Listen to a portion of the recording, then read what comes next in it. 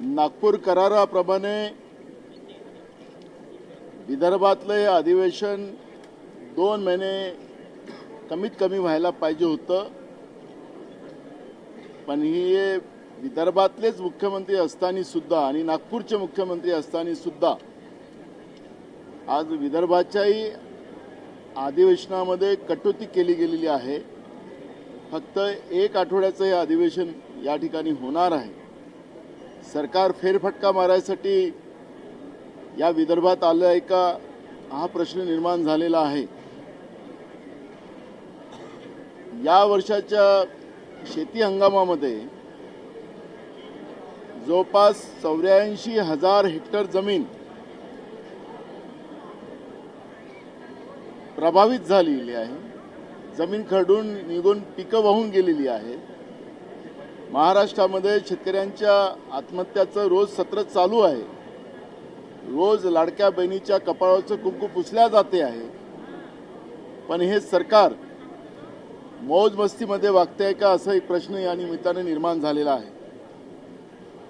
31,000 कोटी रुपये पूरग्रस्त शेतकऱ्याला आम्ही दिलेले आहेत असं राज्याचे मुख्यमंत्री जाहीर करतात, पण शेतकऱ्यांच्या हातात पैसेच मिळाले नाहीत।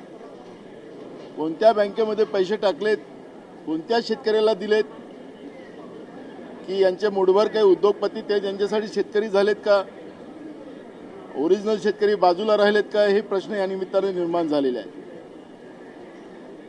पीक विम्याचा एकही पैसा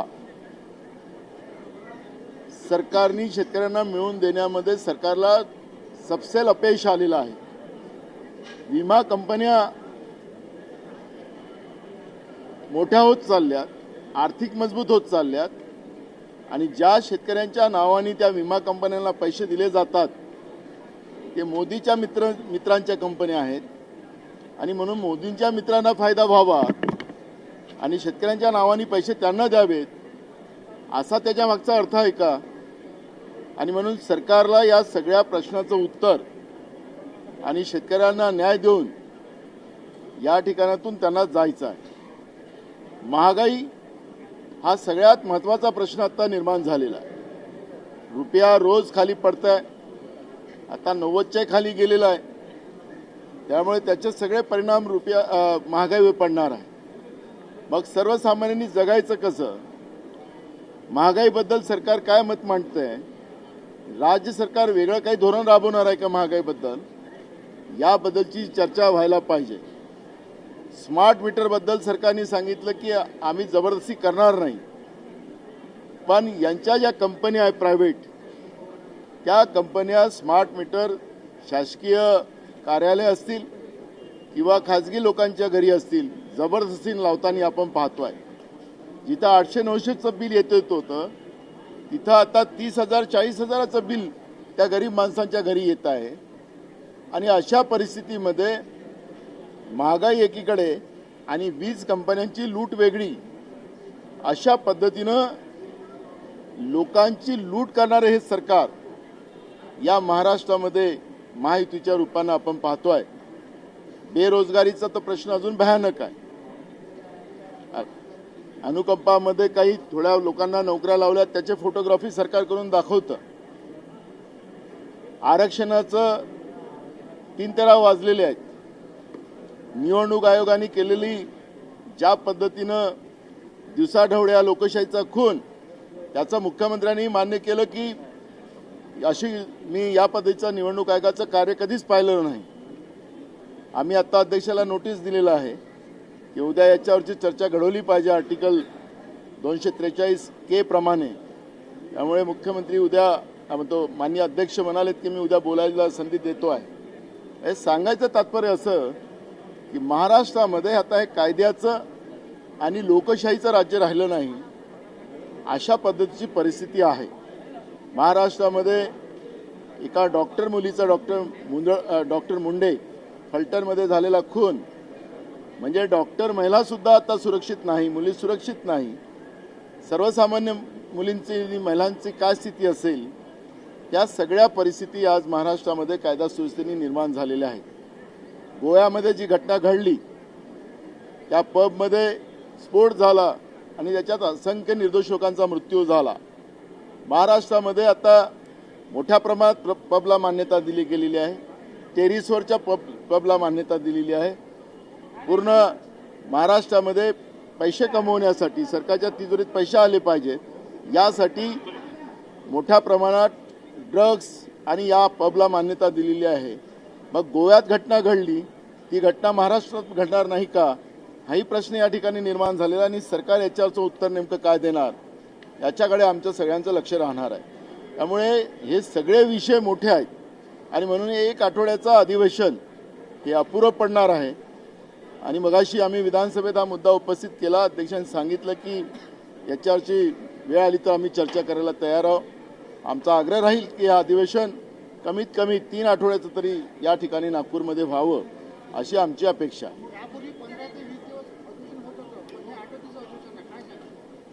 सरकारने आचारसंहिताचं कारण पुढे आणलेलं आहे. आचारसंहिता चालत राहणार आहे.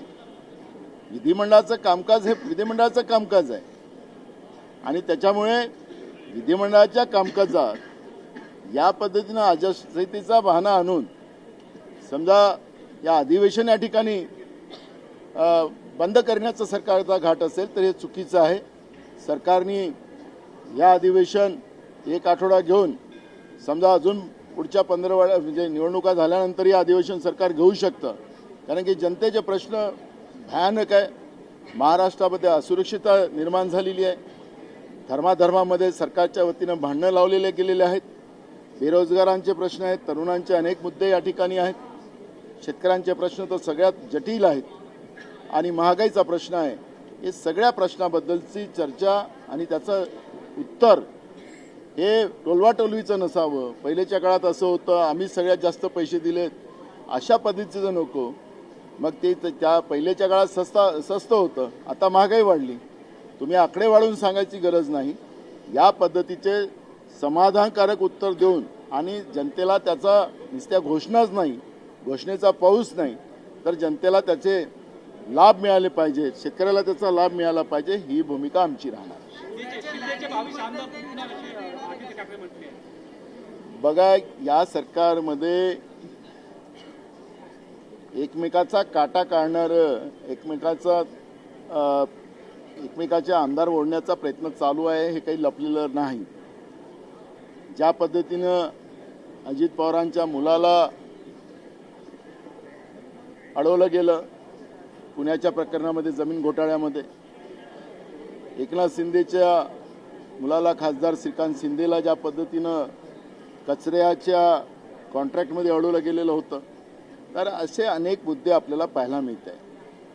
आणि हे सगळे मुख्यमंत्री करवतात असं आपसामध्ये बोलताना त्यांचे आमदार, त्यांचे मंत्री चर्चा करताना आपण पाहतो आहे. महाराष्ट्रामध्ये जमीन घोटाळे त्याचा उल्लेख मी अनेकदा केलेला आहे. मुंबईमध्ये BKC मधल्या भरतनगरमध्ये सुद्धा 500 एकर जमीन अशाच पद्धतीनं दिली गेलेली आहे. नवी मुंबई, ठाणे, नाशिक, नागपूर, पुणे अनेक ठिकाणी आपल्याला जमिनीचे घोटाळे पाहायला मिळणार आहे. इथं एक शॅम्पल आपल्याला पुढं आलेलं आहे पुण्याच्या घटनेमुळे, पार्थ पवाराच्या हत्येतून. पण अशा घटना महाराष्ट्रामध्ये मोठ्या प्रमाणात आहे, सरकारच्या आहेत, पण त्या लपलेल्या आहेत. आता ह्या जेव्हा चर्चा विधानसभेत येईल त्याचे सगळे मुद्दे आम्ही विधानसभेत मांडू. पण जे पद्धतीचं दबाव तंत्र चाललेलं आहे, जसं PMOमधून पूर्ण मंत्रालय चालतं दिल्लीमध्ये, जसं गुजरातमध्ये नरेंद्र मोदी बसून त्या ठिकाणी पूर्ण मंत्रालय चालवायचं, मंत्र्यांना काही अधिकार नाही, तसं पहिल्यांदा महाराष्ट्रामध्ये देवेंद्र फडणवीसांच्या CMOमधून सगळं सरकार चालते आहे. अशा पद्धतीचं चित्र आपण पाहतो आहे. मंत्र्यांना अधिकार राहिलेले नाहीत अशा पद्धतीचं चित्र आपण पाहतो आहे. त्यामुळे आता कोणाचे आमदार कुठे पळवतील, काय होतील, आणि भाजपमध्ये तर राहिलंच आहे, काही दुसऱ्याचे लोक घेऊन पळा अशी ती व्यवस्था राहिलीच आहे. तर ते काही होऊ शकतात. आदित्य ठाकरे म्हणाले त्याच्यामध्ये त्यांच्याजवळ माहिती असेल की ती आमदारांची संख्या आहे. आदित्य ठाकरे त्यांनी सांगितलं असेल.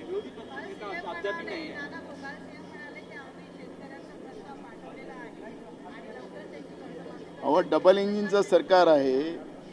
देशातलंही सरकार यांचं आणि राज्यातलंही सरकार डबल इंजिन.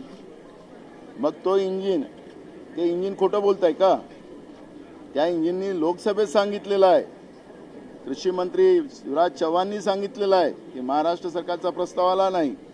दुसऱ्या दिवशी म्हणाले की आला पण थोडासा आला. राज्याचे कृषी मंत्री सांगतात की आम्ही टप्प्याटप्प्याने पाठवतो आहे आणि मुख्यमंत्री सांगतात की आम्ही पाठवलेलं आहे. कोणाचं खरं म्हणावं?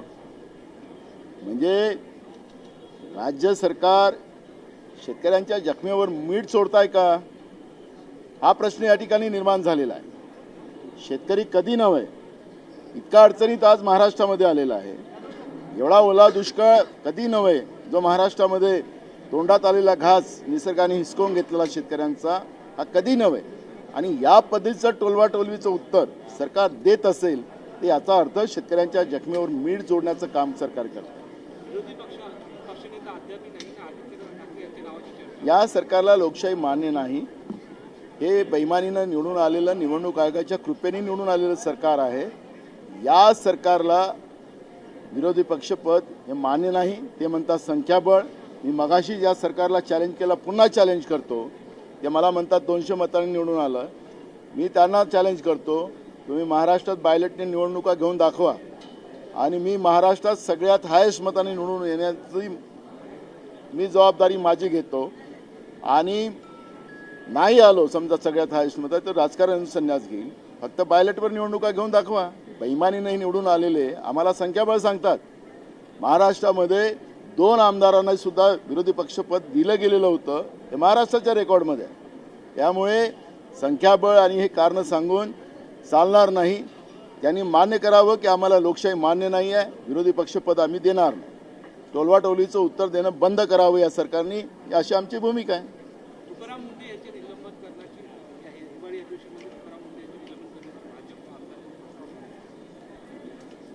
काय झालं, तुकाराम मुंडेची कमिटी पार्थ पवारांच्या याच्यामध्ये बसवा असं आम्ही मागणी केली. आता तुकाराम मुंडेचं नाव काय आम्ही घेतलं तर त्याच्यावरच भ्रष्टाचाराचे आरोप लावून टाकले. आता सरकार आहे, सरकार मायबाप कोणाचा गळा कापणार, कोणाचा ठेवणार, यांची हुजीहुजुरी करणारा पाहिजे की नाही पाहिजे त्याच्यावर आहे सगळं अवलंबून. महाराष्ट्रामध्ये तुमच्या माहितीसाठी तुम्ही प्रश्न उपस्थित केला, IAS IPS या अधिकाऱ्यांमध्ये एक भीतीचं वातावरण आहे. सरकारचं ऐकलं नाही, आमच्यावर खोट्या इन्क्वायऱ्या करतात, चौकशा लावतात. त्यामुळे जे काय करायचं असेल तर करा, कुठं सह्या पाहिजे तिथं करा.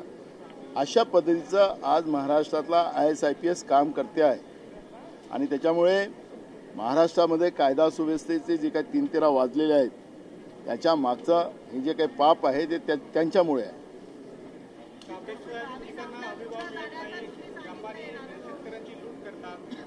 महाराष्ट्रामध्ये सोयाबीन खरेदी सुरू झालेली नाही, कापूस खरेदी सुरू झालेली नाही, धान खरेदी सुरू झालेली नाही. त्याच्यामुळे शेतकऱ्यांचं निघालेलं धान्य कोणी घ्यायला तयार नाही. त्याच्यामुळे कमी भावानं शेतकऱ्यांना धान्य विकावं लागतं आणि कशी तरी आपली गरज भागवावी लागते. एकीकडे आसमानी संकट आणि एकीकडे सुलतानी संकट. अशा या सगळ्या प्रश्नावर सरकारला उत्तर द्यायचं नाही आणि म्हणून या पद्धतीचं एक वातावरण निर्माण करून विरोधी पक्ष पदाचं एक गाजर दाखवायचं आणि त्याच्यावर चर्चा घडवायची असं नाही. महाराष्ट्रामध्ये आरक्षणाचा जो मुद्दा आहे, हैदराबाद गॅझेटरचा, जो मुख्यमंत्र्यांनी मुद्दामून OBC आणि मराठ्यामध्ये भांडण लावण्यासाठी घातलेला घाट, बंजारा आणि आदिवासीमध्ये भांडणाचं टाकलेली ठिणगी, हे सगळे प्रकरण ज्यामध्ये आहेत ते सगळे लपवण्यासाठी हे कमीत वेळाचं अधिवेशन आणि विरोधी पक्ष नेत्याचं गाजर टाकायचं आणि त्याच्यावर चर्चा ठेवायची आणि मूळ मुद्द्याला डायव्हर्ट करायचा हा प्रयत्न याच्यामध्ये चालवलेला आहे.